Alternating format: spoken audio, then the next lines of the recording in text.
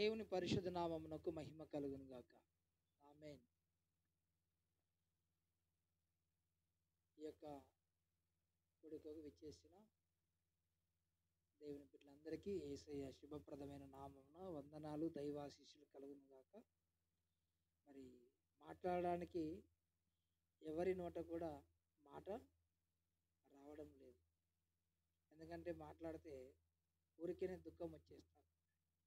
తల్లి యొక్క ప్రేమను మనం జ్ఞాపకం చేసుకొని అందరం కూడా మరి శోక సముద్రంలోనే ఉన్నాము. ఏది ఏమైనా దేవుని చిత్తము మన జీవితాలలో నెరవేర్చబడును గాక. ఆమేన్. మనము ఎల్లకాలం ఈ లోకంలో ఉండడానికైతే రాలేదు. నరులారా తిరిగి రండి అని ఆయన పలికే దేవుడై ఉన్నాడు.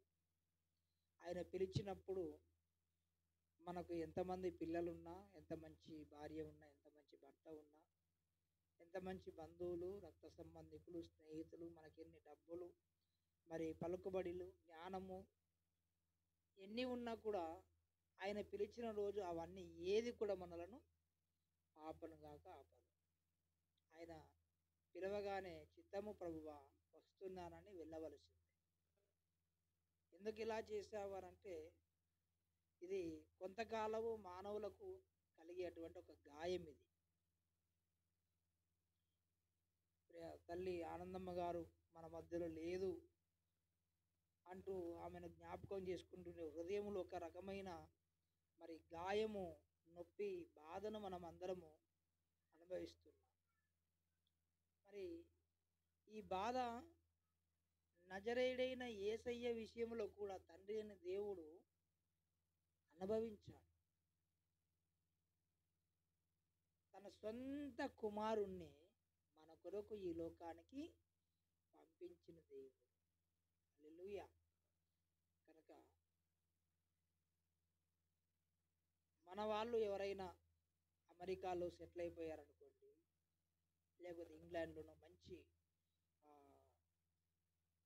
ధనవ సంపన్నమైన దేశాలలో మంచి ఉద్యోగంలో ఉన్నారనుకోండి, ఏమనుకుంటారు? నా వాళ్ళందరూ నాతో పాటు ఉంటే బాగుండునని చిన్నగా ఒక్కొక్కరు ఏం చేస్తారు? వాళ్ళకి రప్పించుకొని వాళ్ళకు కూడా ఒక మంచి వెసులుబాటును కలిగించే ప్రయత్నం చేస్తారు. అదే రీతిగా మానవ జాతిలో ఉన్న మనం అందరం కూడా ఏదో ఒక రోజున ఈ లోకాన్ని మనం అందరము విడిచి వెళ్ళవలసిన వారమై ఉన్నాం. అయితే రెండు రకాలుగా మనం గమనిస్తే, రెండు విషయాలు కనుక మనం గమనిస్తే, ఈ భూమి మీద నుండి వెళ్ళిపోయిన వారు కొంతమంది ఉంటే, ఆ వెళ్ళిపోయిన వారిలో మనకు కొంతమంది తెలిసిన వాళ్ళు కూడా ఉన్నారు. అదే రీతిగా ఈ భూమి మీద నివసిస్తున్న వారు కూడా ఉన్నారు.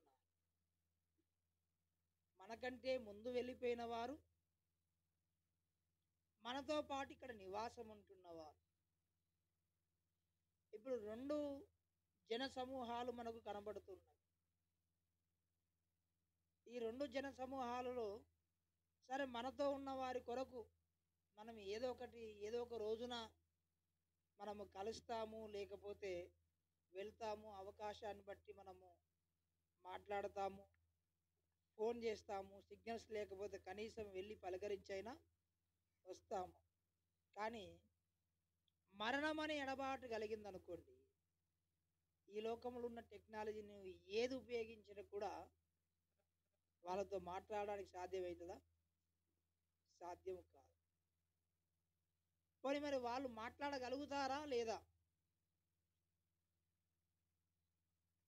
వాళ్ళు మాట్లాడగలుగుతారా? ఈ లోకాన్ని విడిచిపెట్టిన తర్వాత వాళ్ళు మాట్లాడగలుగుతారా?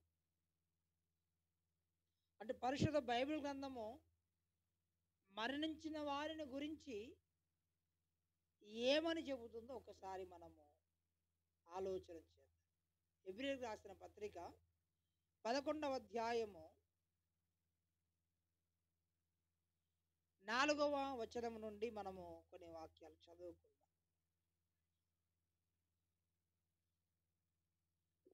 4వ వచనమే. విశ్వాసమును బట్టి హెబెలు కయీను కంటే శ్రేష్టమైన బలి దేవునికి అర్పించెను. దేవుడు అతని అర్పణలను గూర్చి సాక్ష్యమిచ్చినప్పుడు అతడు ఆ విశ్వాసమును బట్టి నీతిమంతుడని సాక్ష్యము పొందెను. అతడు మృతి నొందియు ఆ విశ్వాసము ద్వారా మాటలాడుచున్నాడు. చాలు చాలా. అతడు మృతి పొందియు విశ్వాసము ద్వారా మాటలాడుచున్నాడు. చదవబడిన దైవ లేఖన భాగము దేవుడు మనందరి వినికిడిలో మనకు ఆశీర్వాదకరంగా మార్చునుగాక. ఆమేన్. హల్లెలూయా. ప్రభువునందు నాకు అత్యంత ప్రేమైన దేవుని బిడ్డలారా, పరిశుద్ధ బైబిల్ గ్రంథంలో కూడా కొంతమంది వ్యక్తులను గురించి దేవుడి వాక్యం ఈ రీతిగా సెలవిస్తుంది. మరణించిన వారిని గురించి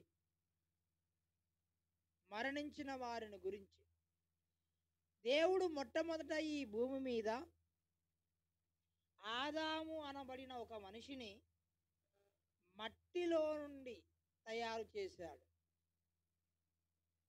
మట్టిని తీసి దేవుని ఆకారములో తయారు చేసి వాని నాసికారంధ్రములో జీవవాయువును ఊదగా నరుడు జీవ ఆత్మ అయ్యిందట. ప్రాణం వచ్చేసింది ఆ మట్టికి. అతడు ఒంటరిగా ఉండటం ఇష్టం లేక దేవుడు అతనికి గాఢ నిద్ర కలగజేసి అతని పక్కటెముకలకు వెళ్ళి ఒక ఎముకను తీసి ఒక అమ్మాయిని చేశాడు. వారిద్దరిని జత చేశాడు.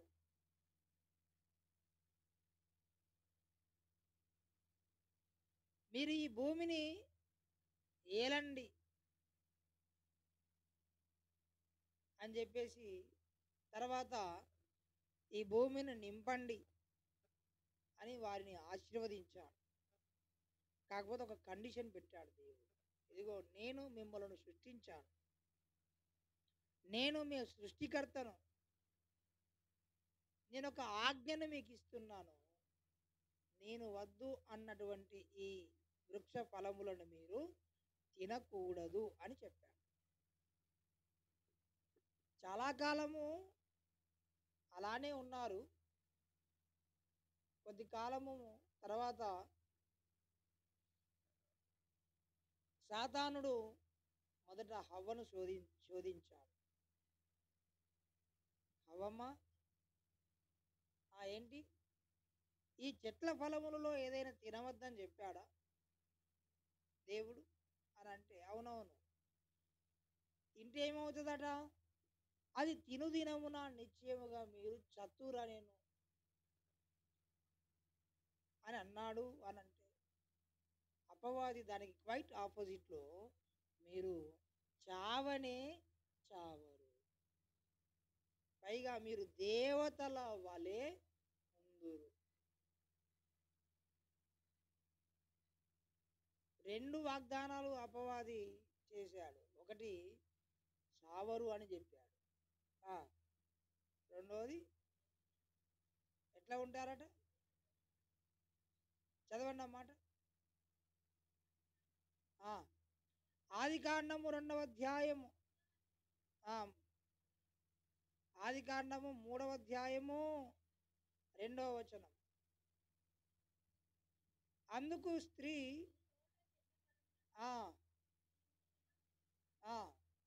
అయితే 5వ వచనం చదువుతారు. ఏలయనగా మీరు వాడిని తిను దినమున మీ కన్నులు తెరవబడుననియు మీరు మంచి చెడ్డలను ఎరిగిన వారై, ఎవరు మన దేవదూతలు ఎలా అవుతారన్నారు, దేవతల వలె ఉందురనియు. అది మీరు బాగుపడతారని తెలుసు, అందుకొరకే ఇగో ఇది పని చేద్దాన్నాడు అని చెప్పారు. అట్లా అనగానే అవతలకి ఏం కలుగుతుంది, వాని మీద చెప్పినోని మీదేమో జాలి కలుగుతుంది, వద్దనోని మీదనేమో, అవునా కాదు? అంటే ఇప్పుడు చెప్పేటోడే నా మేలు కోరేటోడు అనుకుంటాడు కొన్నిసార్లు. ఆమె తిన్నదంటే దేవుని మాట కంటే ఎవరి మాటను ఎక్కువ ప్రాధాన్యతనిచ్చింది? అపవాది మాటలకి మోసపోయింది. హల్లెలూయా! ఏమైంది? మోసపోయింది. దేవుని బిడ్డలారా, మరి వారు చేసిన పొరపాటును బట్టి వారికి, వారి ద్వారా మానవ జాతికి మరణం అనేది సంప్రాప్తమాయింది. రోమాపత్రిక 5వ అధ్యాయము 12వ వచనంలో కనుక మనం గమనిస్తే, రోమాపత్రిక 5:12 ఇట్లుండగా ఒక మనుషుని ద్వారా పాపము ద్వారా మరణమును లోకములో ఎలాగు ప్రవేశించెను, అలాగునే మనుషులందరూ పాపము చేసినందున మరణము అందరికీ సంప్రాప్తమాయెను. మరణము అందరికీ సంప్రాప్తమాయెను అంటే అందరికీ సంభవించింది. దేనిని బట్టి? పాపమును బట్టి. దేవుడిచ్చిన ఆజ్ఞను వారు అతిక్రమించారు, ఉల్లంఘించారు కనుక అందరికీ ఏమొచ్చింది? మరణం అనేది వచ్చేసింది. ఒకవేళ వారు గనక దేవుడు చెప్పినట్టుగా ఆ పండును తిని ఉండకపోతే ఇప్పటికి కూడా 6000 సంవత్సరాలుగా ఇంచుమించు ఆదాము హవ్వలు బ్రతికే ఉండేవారు. మరి మనం ఉందుమా అంటే మనం కూడా ఉందుము. కాకపోతే ఎక్కడ ఉందామంటే ఏదైనా తోటలోనే ఉంది. మరి ఇప్పుడు ఎక్కడున్నాం? అడవులలో శిలకలాలు ఉన్నాం.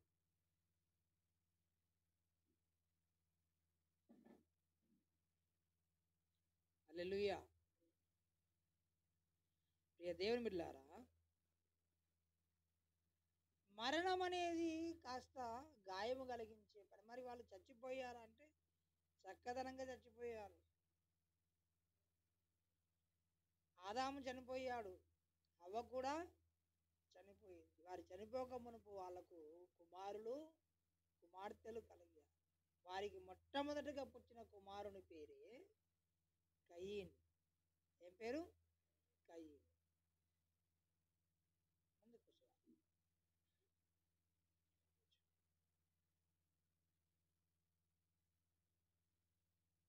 మొట్టమొదట వారికి కలిగిన కుమారుని పేరు కయీన్. ఆ తర్వాత కలిగిన కుమారుని పేరు హేబెలు. ఇద్దరు అన్నదమ్ములు.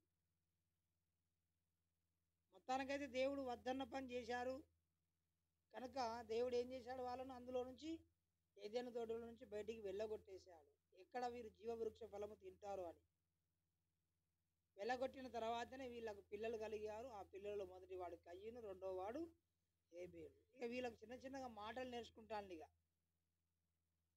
మాటలు నేర్చుకుంటాను, జ్ఞానం వచ్చింది. వీరు తప్పు చేసినప్పుడు దేవుడు అమాయకపు జంతువులను చంపి వీరికి చర్మము చొక్కాయిలను కుట్టించి వాళ్ళను కొంతకాలం బ్రతకనిచ్చాడు. అంటే జంతు రక్త ప్రోక్షణ కలిగినప్పుడు దేవుని యొక్క కోపము కాస్త మా మీద నుండి తొలగిపోయింది అనే విషయము వీళ్ళకు తేటగా అర్థమైంది. ఆదాము సామాన్యమైన వ్యక్తి కాదు, అతను ఒక ప్రవక్త, అతను ఒక గొప్ప వ్యక్తి. భూమి మీద జీవం కలిగిన ప్రతిదానికి ఆదాము ఏ పేరు పెట్టాడో అదే పేరు దానికి కలిగాయి అని అన్నారు. ఆదాము దేవుని కుమారుడని ఉంది. అంటే డైరెక్ట్గా దేవుని ద్వారా చేయబడినవాడు.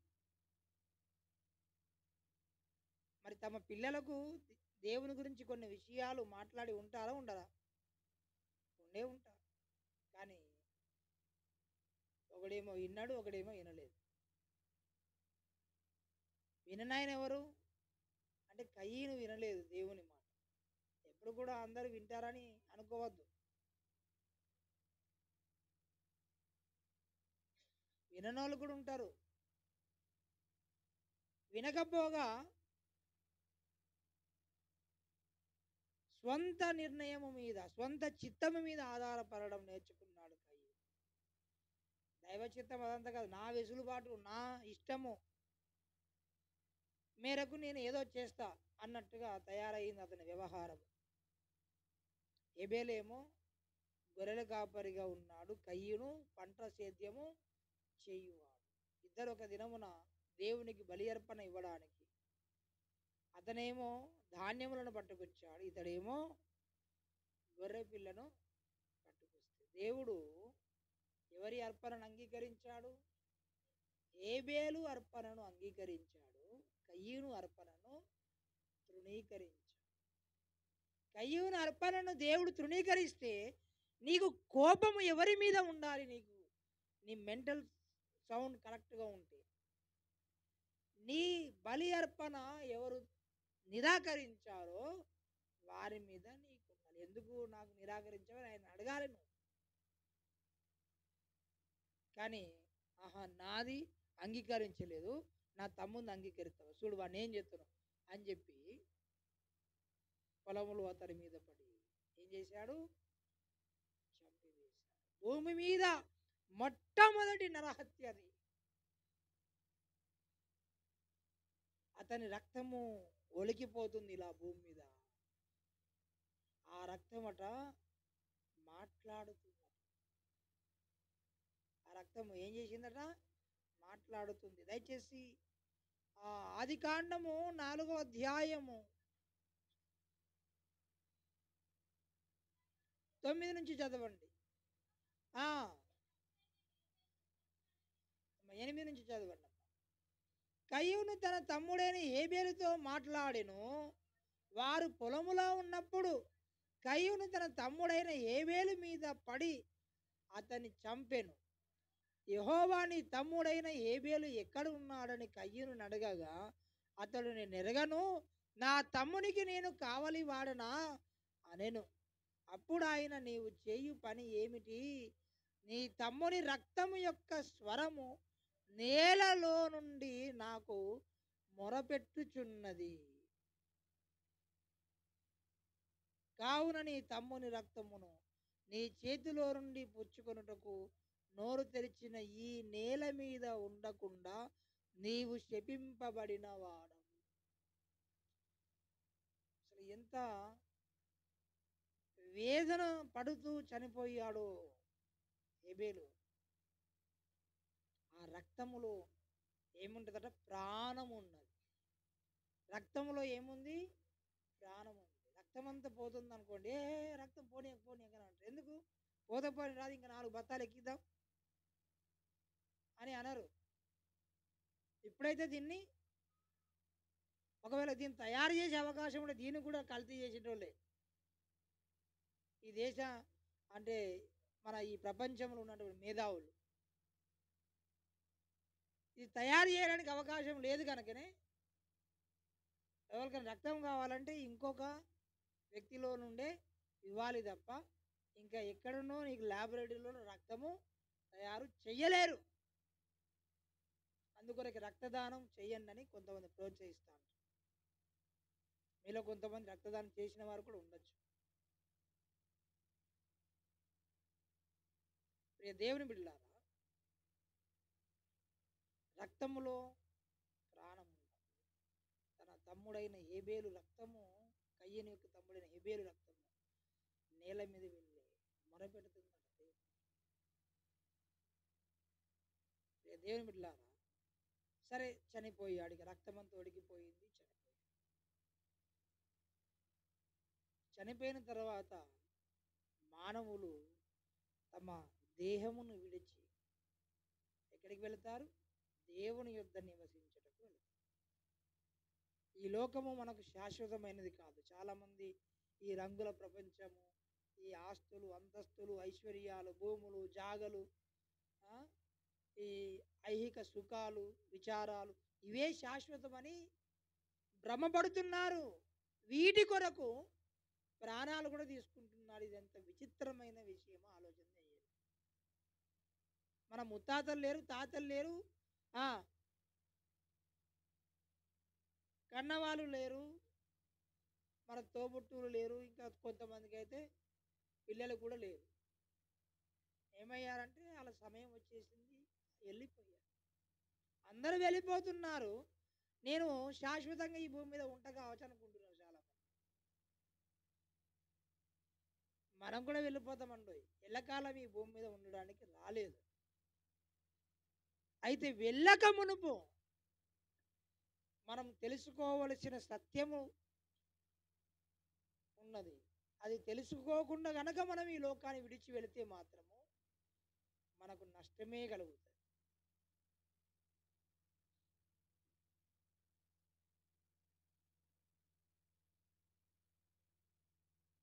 ప్రాణం కంటే ఏది ఎక్కువ కాదు.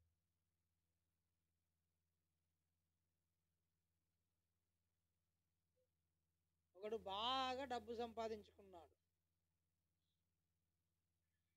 బాగా డబ్బు సంపాదించుకొని తరతరాలు తిన్న తరిగిపోయిన ఆస్తులను సంపాదించుకొని తన ప్రాణంతో తను చెప్పుకుంటున్నాడు, నా ప్రాణమా తినుము, తాగుము, సుఖించుము, తరతరాలు తిన్న తరిగిపోని ఆస్తిని నీ కొరకు నేను సంపాదించి పెట్టాను అని అంటే దేవుని దూతలంటే ఏమడిగారంట, వెర్రోడా, ఇప్పుడు నీ ప్రాణం అడుగుచున్నారు, నువ్వు సంపాదించినవంతా ఎవని వగును?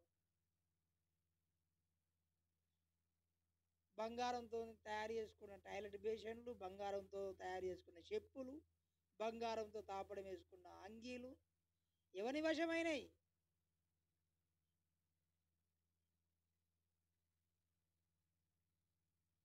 అందుకొరకే పెద్దల రాజుల సొమ్మట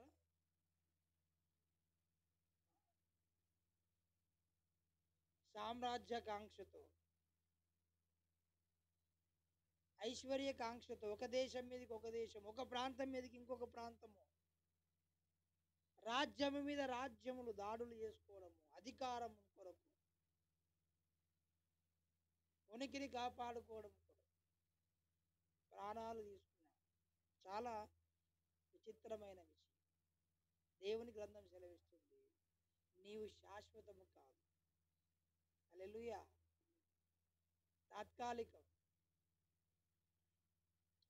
రాజబాబాయ్ గారు ఒక పాట రాశారు, నా చిన్నతనంలో విన్నాను. నేనేదైనా భక్తి నేర్చుకున్నానంటే చిన్నతనంలో ఎక్కువ నేర్చుకున్నాను. అందుకొరకే నాకు చిన్నపిల్లలు అంటే చాలా ఇష్టం. చిన్నప్పటి నుండే చక్కగా దేవునిలో పెంచండి మీ పిల్లలను.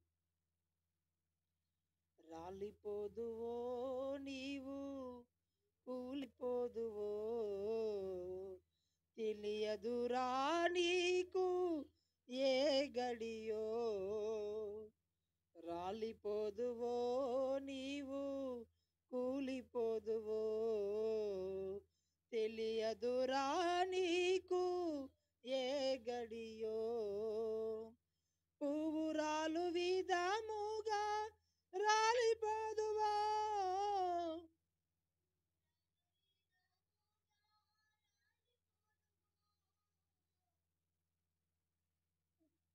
మానవా మానవా, సత్యమురా ఇది సత్యమురా.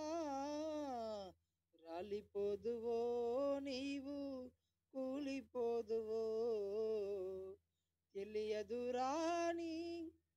కొంతమందికి "అబ్బా, నేను ఎంత అందంగా ఉన్నా, పొద్దున్న లేతే అద్దం ముంగట్నే ఇటు దుయ్యా అటు దుయ్యా, ఈ పౌడర్ వేయా ఆ పేస్ట్ పెట్టా." అసలు దేవుడిచ్చిన సహజ సౌందర్యం ఎక్కడ మట్టిలో కలిసిపోతుందో అంత పూసినాక అట్లా ఫంక్షన్ పోయి ఇట్లా వచ్చేసరికి మళ్ళీ ఒక్కసారి ఇట్లా సబ్బెట్టి కడిగినాం అనుకో, ఈ విచిత్రం తెలుసా. ఇంత నువ్వు పెళ్ళిలో చేసి పంపించేటప్పుడు సహజంగా అమ్మాయి మీద పడి ఏడిచేది. ఈ కాలంలో ఏడతలేరు. ఏం చేస్తాను, బా వదిలించుకొని పోతాను పోయి ఇదంతా నా సామ్రాజ్యం అనేది ఒకటైతే, రెండోది పాపం 10,000 పెట్టి చేసుకున్నదట పాపం అమ్మాయి. ఏంటిది, ఏదో కప్పు నాకు తెలియదు. అది పోదెట్టనట. నువ్వు ఒక కొత్త ఊరికి వెళ్తున్నావు, కొత్త ప్రాంతానికి వెళ్తున్నావు. మామూలుగా కొన్ని రోజులు బడికి పంపిస్తేనే మన పిల్లలు ఆ 4 రోజులు దూరంలో ఉన్నప్పుడు ఏం చేస్తారు? బాధపడతారు, ఏడుస్తారు.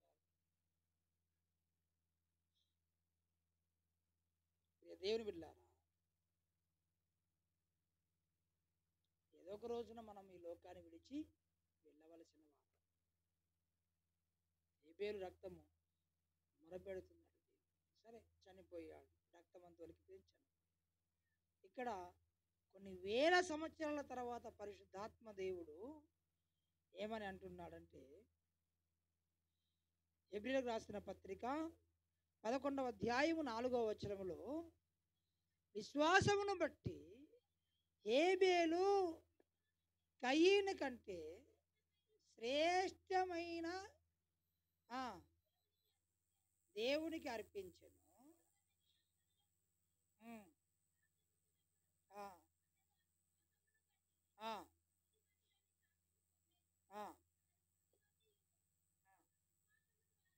అతడు మృతి పొందియు ఆ విశ్వాసము ద్వారా మాట్లాడుచున్నాడు. హల్లెలూయా.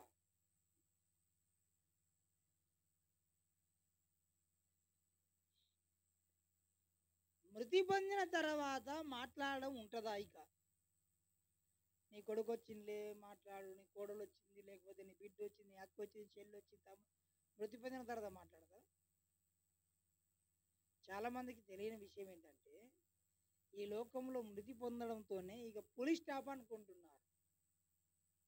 అదే మన జీవితానికి ఎండ్ ఆఫ్ ద లైఫ్ అని అనుకుంటున్నారు.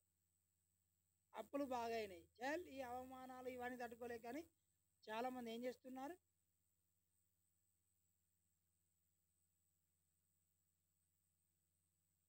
ఎవరో నన్ను మోసం చేశారు, ఇక నేను జీవించలేదని అర్ధాంతరంగా తనవు చాలించేస్తున్నారు. కుటుంబ సభ్యులు మోసం చేశారు, స్నేహితులు మోసం చేశారు, బంధువులు మోసం చేశారు, లేకపోతే బిజినెస్ పార్ట్నర్స్ మోసం చేశారు, లేకపోతే ఎక్కడో లాస్ అయిందని, లేకపోతే నా వాళ్ళు వెళ్ళిపోయాను నేనెందుకని. దేవుని బిడ్డలారా, భారతదేశము చాలా విషయాలలో ఫస్ట్ ఉన్నది. దేంట్లో ఉన్నది ఫస్ట్? ఇప్పుడు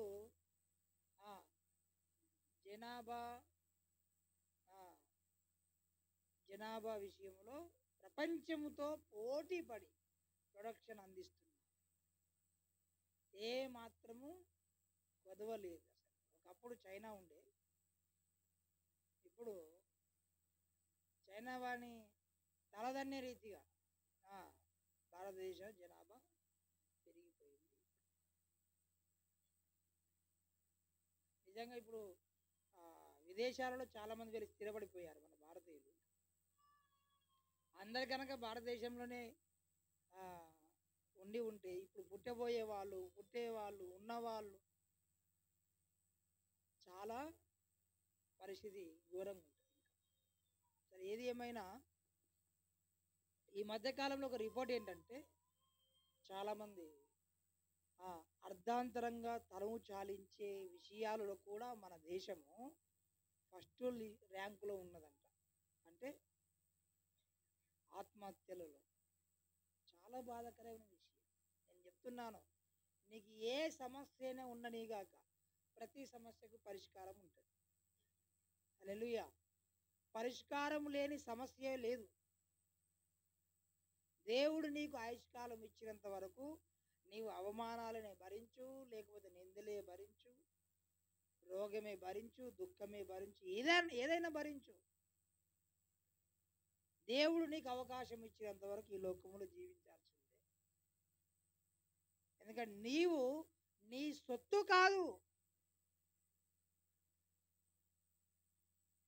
మనము చనిపోవలసిన అవసరం లేదు. ఎందుకంటే యేసునాథుడే మనందరి పాపముల కొరకు సిలువలో చనిపోయి తిరిగి లేచాడు. మనల్ని బ్రతికించడం కొరకు ఆయన తిరిగి లేచాడు. ఈ విషయం తెలియక చాలామంది చనిపోతున్నారు. సరే, ఈ లోకములో ఏదో ఒక రోజున మనం వెళ్ళిపోతాము, అది వేరే విషయం. అయితే మృతి పొందిన తర్వాత మనం మాట్లాడే అవకాశం ఉంటుందంటే బైబిల్ చెప్తుంది, ఎస్ ఉంటుంది అని చెబుతుంది. పరదైసులో ఉన్నవాడైనా మాట్లాడతాడు, పాతాళంలో ఉన్నవాడైనా మాట్లాడతాడు. మరణము, ఈ లోకంలో మనకు వచ్చే మరణం అనేది మన జీవితానికి ఎండ్ కానే కాదు, అది నిత్యత్వానికి అది ఆరంభము. ఈ భూమి మీద ఒకప్పుడు ఒకడు చాలా ధనవంతుడుగా బ్రతికాడు. ప్రతిదినము కొత్త కొత్త దుస్తులు వేసుకునేవాడు, విలువైనవి కాస్ట్లీ డ్రెస్సులు. మళ్ళీ బహుగా సుఖపడుచుండువాడు. మంచి భార్య, చక్కటి పిల్లలు, మంచి ఉన్నతమైన స్థానంలో ఉండేవాడు. ఎదుటనే ఒకడు ఉన్నాడు, వాడు చాలా దరిద్రుడట. తినడానికి కూడా తిండి లేదు, ఉండడానికి ఇల్లు లేదు. ఈ ధనవంతుని ఇంటి వాకిట ఆ పక్కన ఆ చెత్తబుట్ట ఉంటే, డస్ట్ ఆ గార్బేజ్ వేసే చెత్తకొండి పక్కన ఉంటూ వాళ్ళు పడేసిన ఎంగిలి ఇస్తారాకులలోని మెతుకులను ఏరుకొని తిని బతికేటోడు. బాగా డబ్బును లేచేస్తారు, పూర్తిగా తినరు. అది కొంచెం ఎలుక కొరికినాడు, ఇది కొంచెం ఎలుక కొరికినాడు తిని ఏం చేస్తా అంటారు, అన్ని రుచులు కావాలి మనకు అని టేస్ట్ చేసి అసలే భూవలేకి ఏడిచేటోళ్ళు బొచ్చేమంది ఉన్నారు. మరి అది ఆలోచన చేయమని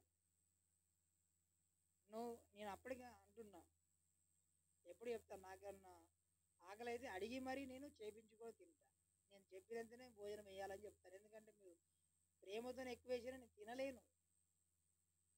నాకు కావలసినంత అడిగి మరీ వేయించుకుంటాను. నేను విడిచిపెట్టలేను, అది తినలేను. అరగదని కాదు, అరుగుతుంది కానీ తినలేను, నాకు ఇష్టం ఉండదు. ఆ ఇంటి వాకిట ఆ ఎంగిలి మెతుకులు తిని బతుకుతున్నాడు. ఒక రోజున అనారోగ్యంతో చనిపోయాడు. వానికి కురుపులు, ఒళ్ళంటి కురుపులు, రసి కారుతున్నాయి. కుక్కలు వచ్చి ఆ రసి నాకుతున్నాయి. కనీసం ఆ కుక్కలను కొట్టే అంత శక్తి కూడా వానికి లేదు. అటు చేసి చచ్చిపోయాడు. వాడిని పాతి పెట్టారని కూడా బైబిల్ ఎక్కడ రాయబడలేదు. మున్సిపాలిటీలు తీసుకుపోయి ఏడబడేశారు. వాడు కొంతకాలానికి ఆ ఇంట్లో రాజభోగం వెలగబెట్టిన ఆ ధనవంతుడు కూడా చనిపోయాడట. వానికి ఊరేగింపు చేశారట, అంటే సమాధి చేశారు. అందరూ వెళ్ళి సమాధి చేసి వచ్చారు. వాడు చనిపోయాడు, కానీ వాడు అక్కడ ఇంట్లో చనిపోగానే దేవదూతలు వచ్చి వాని ఆత్మను తీసుకొని వెళ్ళి ఎక్కడ వేసాయి, పాతాళములో వేసేసి. ఇక్కడ వీని శరీరం ఉంది ఇంట్లో, వాడు సమాధి చేయబడిన రాయబడి ఉంది బైబిల్. లూకా సువార్త 16వ అధ్యాయంలో ఉంటుంది ఆ మాట. ఆ ధనవంతుడు కూడా చనిపోయి పాతి పెట్టబడెను.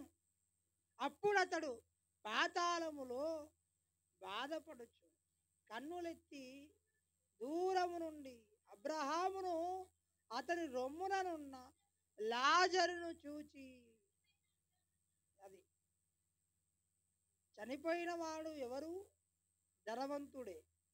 పాతి పెట్టబడిన వాడు ఎవరు, ధనవంతుడే. ఇప్పుడు మాట్లాడుచున్నవాడు ఎవరు? చనిపోయిన తర్వాత మాట్లాడతారంటే మాట్లాడతారు.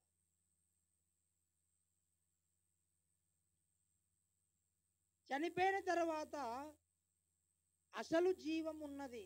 ఆ విషయం అర్థం కాకనే ఈ లోకంలో నాకు అన్నీ బాగానే ఉన్నాయి కదా, నేను ఎందుకు యేసు ప్రభువును నమ్ముకోవాలనే ఒక అభిప్రాయంలో ఈనాటి మానవ సమాజం ఉంది. నాకు అన్నానికి కొదవలేదు, పిల్లలకు కొదవలేదు, ఆస్తిపాస్తులకు కొదవలేదు, చక్కటి స్థితిలో నేను ఉన్నాను. ఇప్పుడు నాకు దేవుడితోని ఏమవసరం? దేవుడు అనే ప్రస్తావన నేను ఎత్తకుండా భోజనం చేయలేనా, దుస్తులు ధరించలేనా, వ్యాపారం చేయలేనా, ఉద్యోగం చేయలేనా, ప్రయాణాలు చేయలేనా? నాకు దేవునితో ప్రస్తావన ఎందుకు అవసరం? అట్లాంటి ఆలోచన ఉన్న వాళ్ళతో బైబిల్ గ్రంథం ఏం చెప్తుందంటే వ్యర్థుడా అని అంటుంది. ఏమంటుంది? వ్యర్థుడా అని. కొరింథీయులకు రాసిన మొదటి పత్రిక 15వ అధ్యాయము 19వ వచనం. ఈ జీవిత కాలము మట్టుకే మనము క్రీస్తునందు నిరీక్షించు వారమైన ఎడల మనుషులందరికంటే దౌర్భాగ్యులమై ఉందుము. ఏ జీవిత కాలము కంటే? ఈ జీవిత కాలము మట్టుకే, ఈ జీవిత కాలము మట్టుకే క్రీస్తునందు నిరీక్షించు వారమైన ఎడల, అంటే దేవుడు నాకు మంచిగా అన్ని చూస్తే చాలు అని, ఈ జీవిత కాలం మట్టుకే నాకు ఉద్యోగం వస్తే చాలు, లేకపోతే నాకు కలిసి వస్తే చాలు అని ఈ జీవిత కాలం మట్టుకే నువ్వు అనుకుంటే గనక మనుషులందరికంటే అని అన్నాడు. మళ్ళా మనుషులందరికంటే దౌర్భాగ్యుడవై ఉండు. అంటే క్రీస్తులో మరి ఈ జీవకాలం కొరకు మాత్రమే కాదా? అంటే కానే కాదు. యేసయ్య ఈ లోకానికి వచ్చింది ఎందుకొరకంటే మనకు నిత్య జీవము ఇవ్వడానికి వచ్చాడు ఆయన. హల్లెలూయా. ఆయన మనకు నిత్య జీవమును ఇచ్చే దేవుడు ఆయన. యోహాను రాసిన మొదటి పత్రిక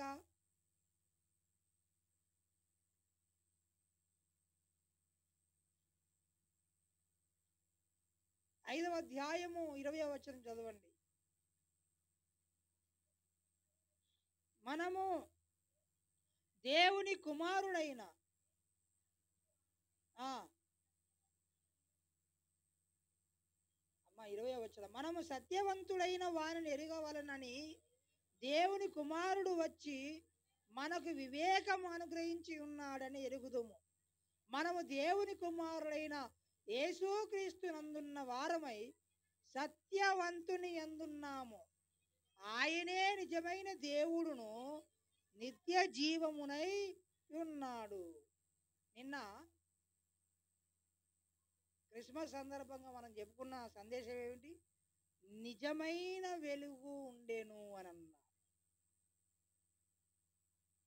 నిజమైన వెలుగు ఉండెను అని. నిజమైన వెలుగు ఫాల్స్ ఆ లైట్ లేకపోతే ట్రూ లైట్ ఏంటి?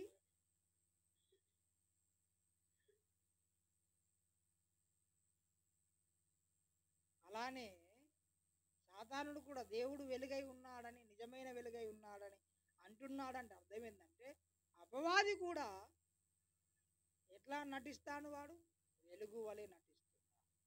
ఇక్కడ దేవుని వాక్యం సెలవిస్తున్న మాట ఏమిటంటే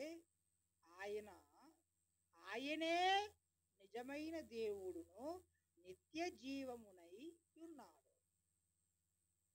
ఇక్కడనేమో నిజమైన దేవుడు అని అన్నాడు. ఏ దేవుడట? నిజమైన దేవుడు. మరి నీకు నిజమైన దేవుడు కావాలో వద్దో నువ్వే నిర్ణయం చేసుకో. ఇంకోటి నేను అన్ననిక. హల్లెలూయా. సాధ్యమైనంత వరకు బైబిల్ గ్రంథమును అనుసరించే నేను మాట్లాడడానికి ప్రయత్నం చేస్తాను. నా నోట స్వంత కపోల కల్పిత కథలు రావద్దని నేను భావిస్తుంటా అంటాను. ఎప్పుడు మీరందరూ కూడా నన్ను అలాగనే నేను ఉండాలని ప్రార్థన చేయండి. అలాగే ఉండాలని ప్రార్థన చేస్తున్నందుకు కూడా వందనాలు. ఇప్పుడు మీరు వింటున్నందుకు వందనాలు. హల్లెలూయా.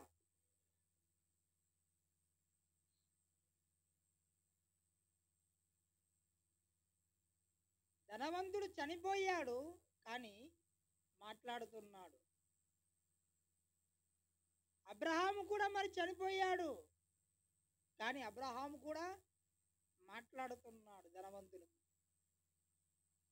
కుమారుడా, నీవైతే నీకు ఇష్టం వచ్చినట్టు నీవు బ్రతికావు. లాజరు కష్టమును అనుభవించాడు.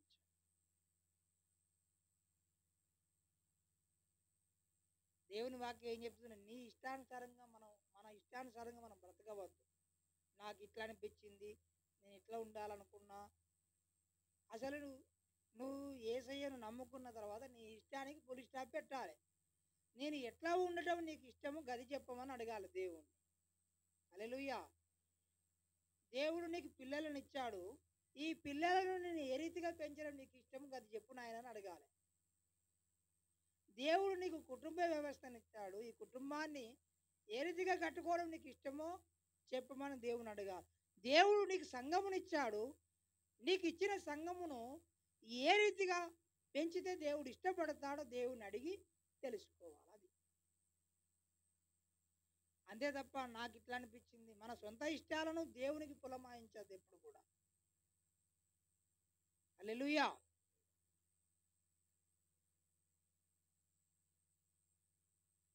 అక్కడికి పోయి నేను ఇక్కడ యాతన పెట్టబడుచున్నా, మరి అక్కడ సుఖపడ్డావు కదా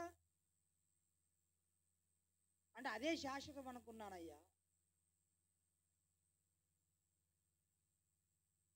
అది శాశ్వతం కాదని నీకు తెలియదా? ఎవరు చెప్పలే నీకు? చెప్పలేదా?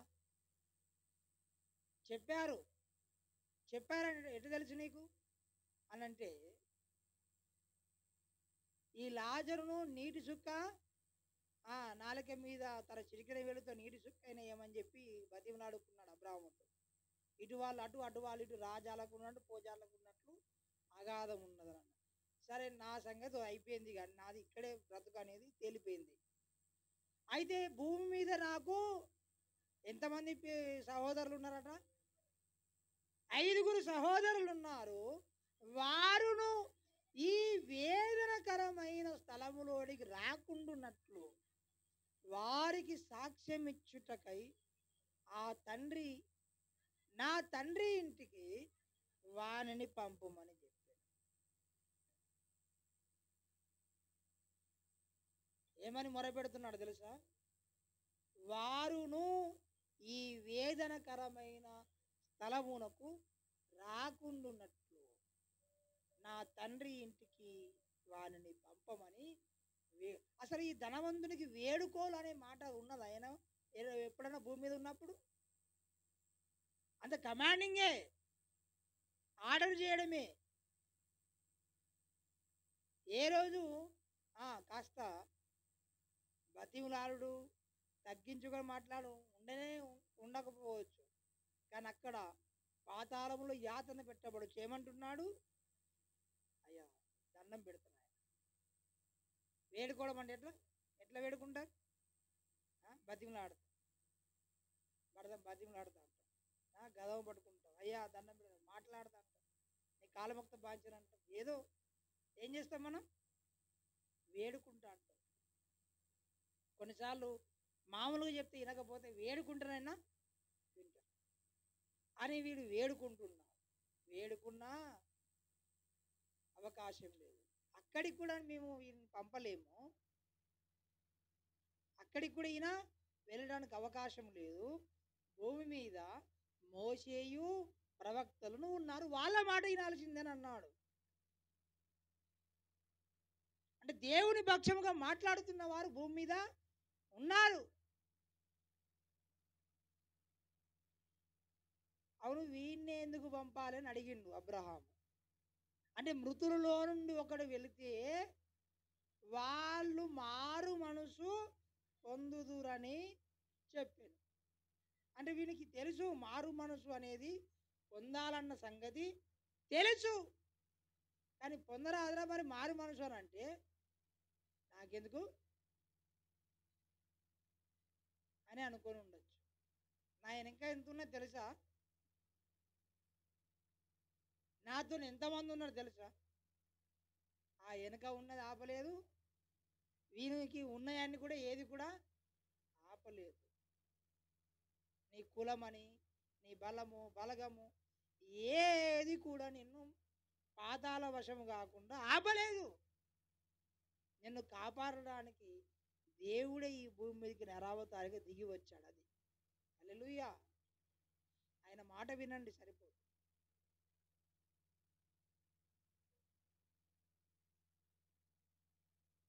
ఇప్పుడు ఈ సంభాషణ అంతా భూమి మీద ఉన్న సహోదరులకు తెలుస్తుందా? వీళ్ళు ఇక్కడ ఎన్నైనా ఆడంబరాలు, లేకపోతే శ్రద్ధాంజలి ఘటించడమో, లేకపోతే నివాళులు అర్పించడమో, లేకపోతే జ్ఞాపకార్థం చేసుకోవడమో ఎన్నైనా చేసుకొని ఉండొచ్చు. కానీ వాడక్కడ ఎట్లా ఉన్నాడట? భయంకరంగా పాతాళంలో యాతన పెట్టబడుచు. మరి లాజరు ఎలా ఉన్నాడు?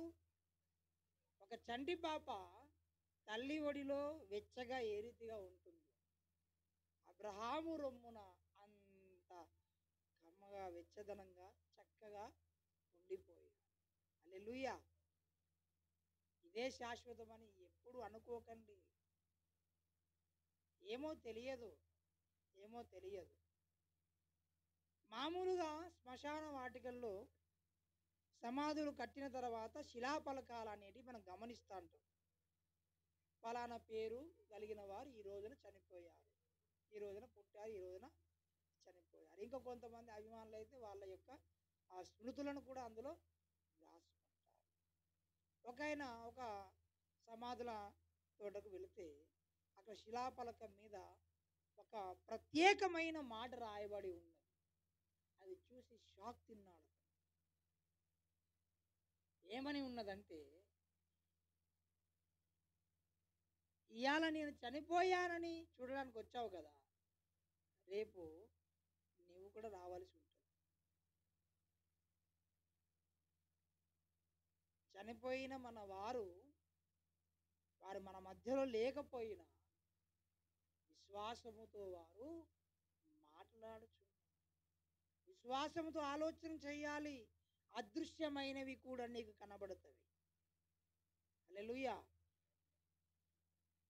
పొద్దస్తమానం ఏమి తిందుమా, ఏమి తాగుదామా, ఏమి ధరించుకుందామా అని ఈ జీవితకాలం కొరకే ఆలోచన చేయకండి.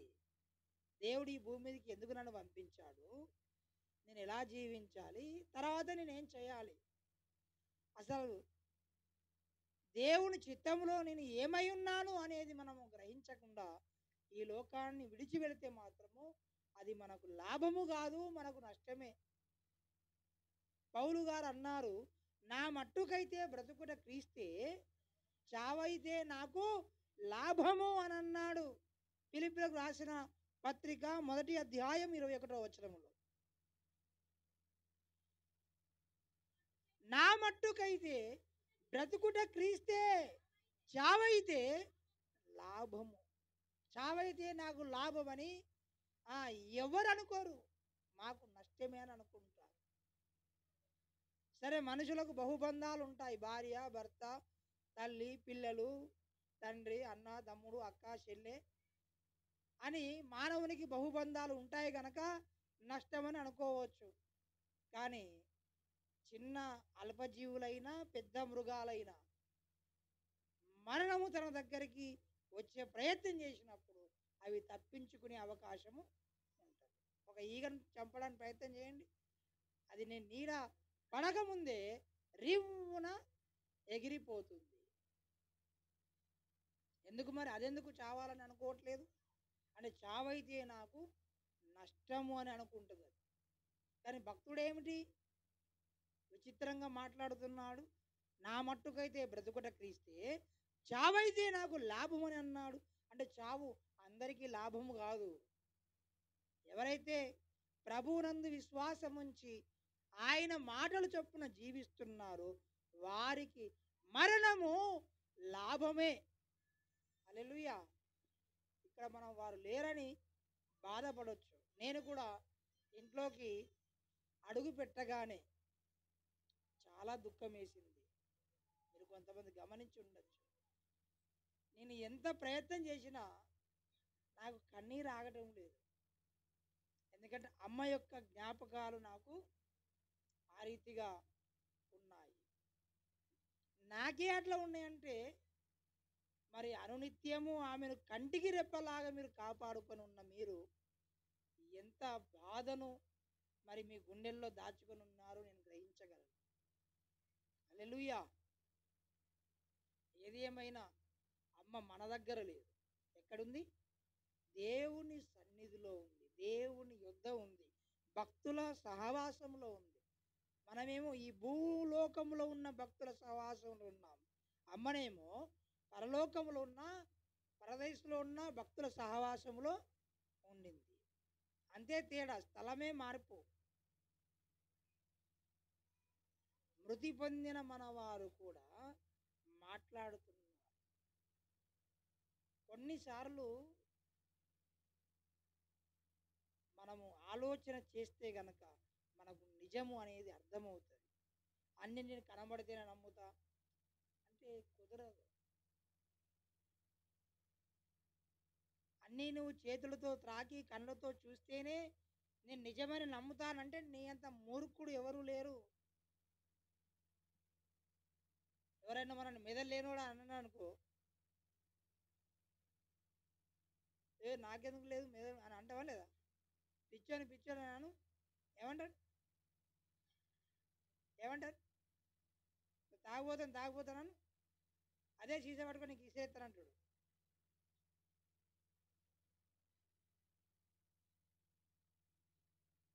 దేవుని బిడ్డలారా, దేవుడు ఈ లోకములోనికి మనల్ని పంపించిన విధానమును మనం ఒక్కసారి జ్ఞాపకం చేసుకొని మనము మారు మనసు పొందడానికి ప్రయత్నించాలి. మనకు కొన్ని కనిపించకపోయినా మనము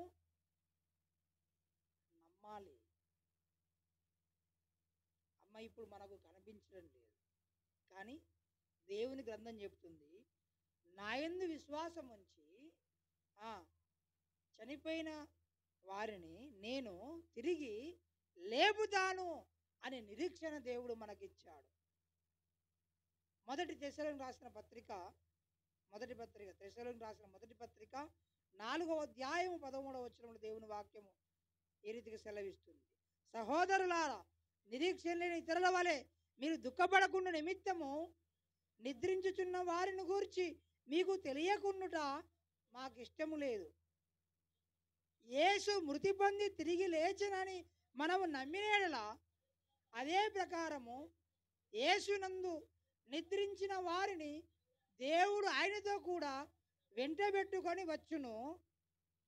మేము ప్రభువు మాటను బట్టి మీతో చెప్పున్నదేమనగా, ప్రభువు రాకడ వరకు సజీవులమై నిలిచి ఉండు మనము నిద్రించిన వారి కంటే ముందుగా ఆయన సన్నిధిని చేరము. ఆర్భాటముతోనూ ప్రధాన దూత శబ్దముతోనూ దేవుని బూరతోనూ పరలోకము నుండి ప్రభువు దిగి వచ్చును. క్రీస్తునందుండి మృతులైన వారు మొదట లేతురు. హల్లెలూయా.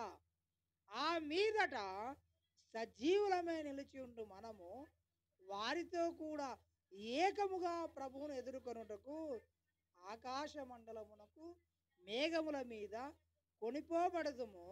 కాగా మనము సదాకాలము ప్రభువుతో కూడా ఉందము.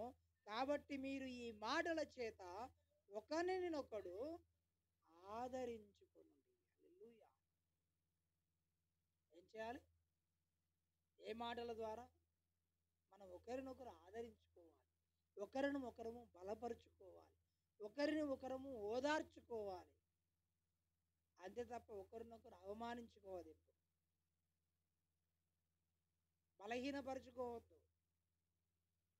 తల్లి మన మధ్యలో లేదు, ఆమె ఉంటే ఏ రీతిగా మీరు భయభక్తులు కలిగి నడుచుకున్నారు. ఆమె లేకపోయినా విశ్వాసమును బట్టి ఆమె మనతో మాట్లాడుతుంది. బిడ్డలారా, నేను నడిచిన విధానములో మీరు నడవండి. హల్లెలూయా. నేను అనుసరించిన విశ్వాసమును మీరు అనుసరించండి. ఆమె మృతి పొందియు మనతో మాట్లాడుతుంది. ఎన్నో విషయాలు చెప్పాలని నాకు. అంశం ఏమిటి? మృతి నొందిన వారు మాట్లాడుట అనే అంశం.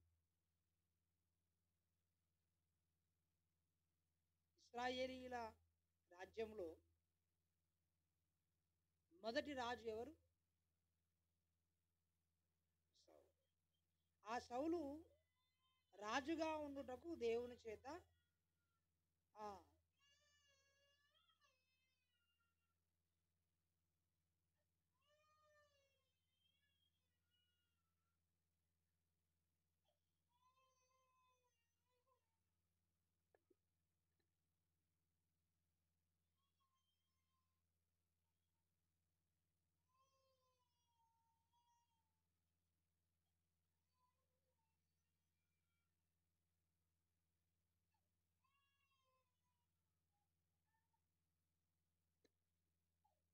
హల్లెలూయా.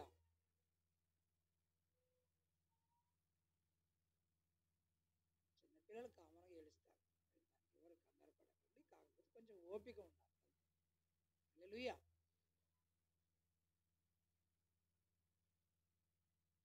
ఏం చెప్తున్నాను? ఆయన సమూయేలు చనిపోయాడు, అతనిని పాతిపెట్టాడు. సమూయేలు ప్రవక్త ఉన్నాడు ఆ కాలంలో.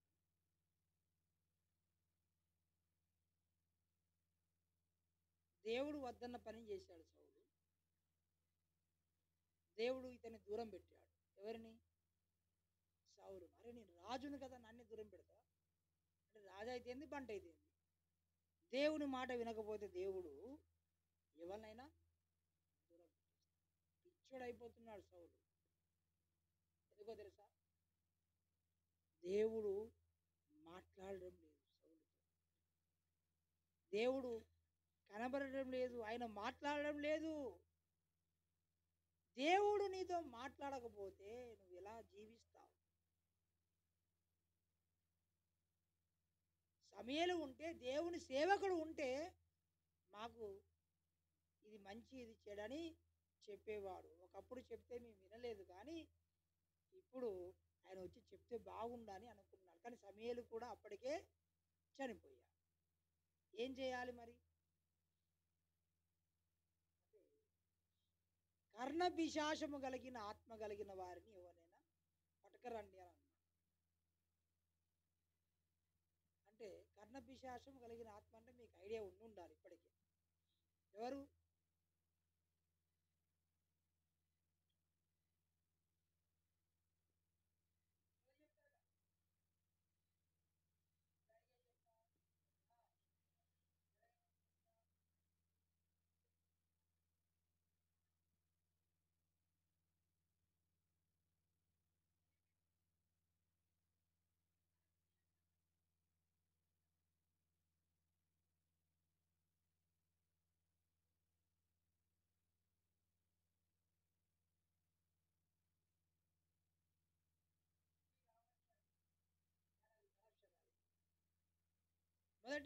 సమూయేలు గ్రంథము, మొదటి సమూయేలు గ్రంథము 28వ అధ్యాయము 3వ వచనములో, సమూయేలు మృతి పొందగా ఇశ్రాయేలీయులు అతని గురించి విలాపము చేసి రామాను అతని పట్టణములో అతనిని పాతిపెట్టి ఉండిరి.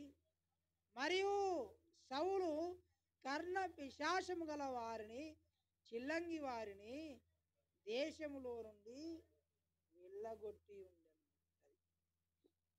ఏం చేశారు? ఎవరు వెళ్ళగొట్టారు? సౌలు. వెళ్ళగొట్టినంత మాత్రం మరి వెళ్ళిపోయినా? మరి రాజుకు తెలియదు ఎక్కడ ఉన్నారనేది, కానీ సాటుంగనైతే ఆ డెవిల్ స్పిరిట్తో మరి ఈ చెప్పేవారు కర్ణ పిశాచము కలిగిన ఆత్మ ఉన్నవాళ్ళు ఉన్నట్టుగా మనం గమనించగలం. తర్వాత కొద్ది కాలానికి సౌలు ఏం చేశాడంటే, అరే ఎవరైనా పడకరానరా అని చెప్పంటే, ఫలానా కాడ ఒక ఆమె ఉన్నదట అని అన్నారు. అంటే వీళ్ళు వెళ్ళి ఆమెను తీసుకొని వచ్చారు. ఎవరైతే ఈ కర్ణ పిశాచం కలిగిన ఆత్మలను బ్యాన్ చేశాడో, అంటే ఆ విద్య చేసే ఆ వృత్తిని బ్యాన్ చేశాడో, ఆయననే అనగా సౌలే మారు వేషం వేసుకొని ఆమె దగ్గరికి వెళ్ళి మాట్లాడు, నాకు చెప్పాలి నువ్వు అని అంటే, నీకు సౌలు చేసిన సంగతి తెలియదా? సౌలు ఏమని చేసిండు? చాటింపు. కర్ణ పిశాచం కలిగిన ఆత్మగా కలిగిన వారు ఎవరు ఈ విద్యలు ప్రయోగించద్దు అని చెప్పలేదా? నువ్వు నాకేదో ఉరిపెట్టినట్టే ఉన్నావు ఇయ్యాల ఆయన ద్వారా అని ఎవరితో మాట్లాడుతుంది ఈమె? యెహోవా జీవంతో ఆయనతో నీకేం కాదులే అని చెప్తాను. ఎవరు అంటే, ఎందుకంటే వచ్చింది ఎవరు? కానీ ఎట్లా వచ్చారంటే మారు వేషం. సరే, ఇక ఇంతగానో నువ్వు చెప్తున్నావు కనుక మరి ఇప్పుడు ఎవరిని పిలిపియాలి నేను? అలాంటి సమూయేలుని పిలిపియాలని నీకు ఇది ఏదో ఇక మొదలు పెట్టింది. ఇక ఆ విద్యలు ఆరంభం చేసింది. ఆరంభం చేయగానే సమూయేలు వచ్చేసాడు. గట్టిగా కేక పెట్టింది ఈవిడ. అప్పుడు మారు వేషంలో ఉన్న సౌలును చూసి ఏమంటుందంటే, నీవు నిజముగా సౌలువే. ఎందుకంటే వచ్చింది ఎవరు? నిజమైన సమూయేలే వచ్చేసారు. అంటే కర్ణ పిశాచం కలిగిన వాళ్ళు పిలిస్తే పాతాళంలో నుండో లేకపోతే పరదేశంలో నుండో భక్తుల ఆత్మలు వస్తాయా అంటే రావు. మరి ఈమె ఎట్లా చెప్తుంది మరి అని అంటే, అది ఫెమిలియర్ స్పిరిట్ అని ఉంటుంది ఇంగ్లీష్ బైబుల్లో. అంటే పరిచయం ఉన్నటువంటి ఆత్మ. కొంతమంది కుక్క పిల్లని పెంచుకుంటారు, కొంతమంది పిల్లులు పెంచుకుంటారు, కొంతమంది కుందేలను పెంచుకుంటారు, కొంతమంది అట్లా ఒక్కొక్క జంతు ప్రేమికులు ఒక్కొక్క జంతువు పెంచుకుంటారు. కొంతమంది సింహాలను పులులు కూడా పెంచుకుంటున్నారు, అది వేరే విషయం. అయితే కొంతమంది ఈ విద్య నేర్చుకున్న వాళ్ళు కొన్ని రకాల దయ్యాలను పెంచుకుంటారు. వీళ్ళు ఎవరిని పిలిపివని చెప్పి అన్నా ఏదో వాళ్ళ పేరుతో పిలిచినా ఎవరిని పిలుస్తుంది ఈమె? ఆ దయ్యాన్ని పిలుస్తుంది. వచ్చిండు మాట్లాడు అని చెప్పి అంటే మాట్లాడేది లేదు, ఏం లేదు. ఇక మాట్లాడేది ఎవరు? వీళ్ళు చెప్పిన మనిషి కాదు, ఈమెకు పరిచయం ఉన్నటువంటి ఆత్మ. అది జనాలకు తెలియదు. ఇక్కడ నిజంగానే దేవుడు జోక్యం చేసుకొని సమూయేలునే పంపించాడు. సమూయేలు వచ్చేసరికి ఈమె హడలు తినిపోయింది. అసలు 28వ అధ్యాయము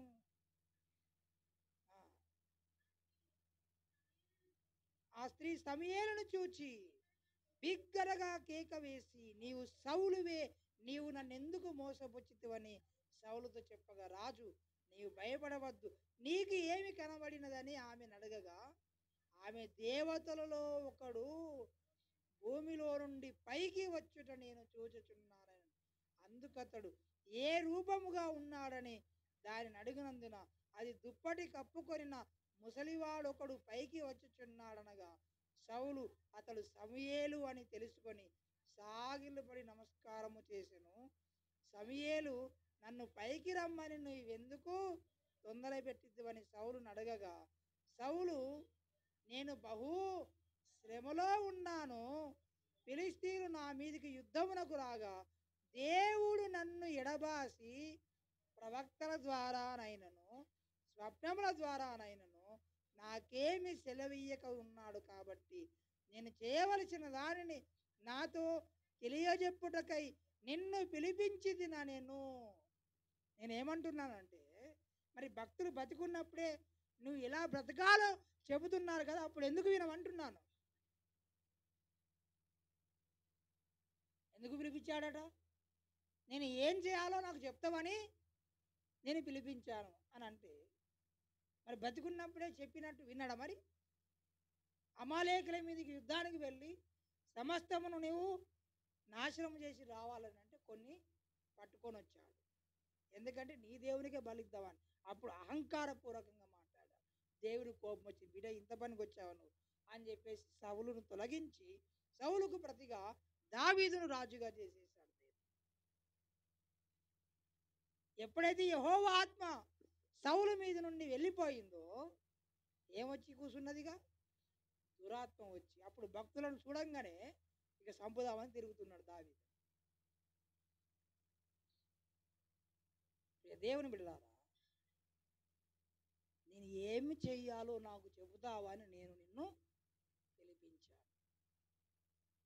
చనిపోయిన తర్వాత వాళ్ళు వచ్చి చెప్పడం కాదు, వాళ్ళు బతికున్నప్పుడు చెప్తే ఎందుకు వినలేదంటున్నాను సౌలునైతే. బతికున్నప్పుడే సౌలు చెప్పినట్టుగా విని ఉంటే, సమూయేలు చెప్పినట్టుగా సౌలు విని ఉంటే అలాంటి దుర్గతి సౌలుకు వచ్చేదే కాదు. పైగా ఇంకొక ఆశ్చర్యకర విషయం చెప్పాలి. యెష్షయి మొద్దు నుండి చిగురు పుట్టునని ఉన్నది కదా, ఈ క్రిస్మస్ సందేశాలు మనకి ఎక్కడ అది టచ్ కాలేదు.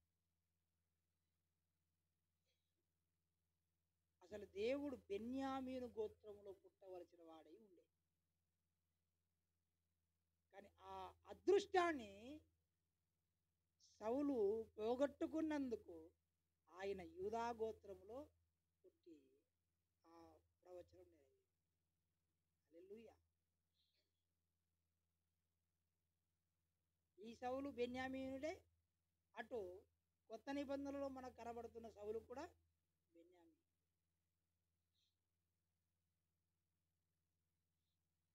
దేవుని బిడ్డలారా, నాకు ఏమి నాకేమి సెలవేకే ఉన్నాడు కాబట్టి నేను చేయవలసిన దాన్ని నాతో తెలియజెప్పుటకై నిన్ను పిలిపించాను. నేను అంటున్నాను, అవకాశం ఉన్నప్పుడే మీరు సేవకులను పిలిపించుకొని చక్కగా దేవుని మాటలు వినాలి. హల్లెలూయా. వాళ్ళకేం పని ఉండదంటే దేవుడు చెప్పింది చెప్పడమే వాళ్ళ పని. హల్లెలూయా. ఈయన ఏమంటున్నాను చూడండి.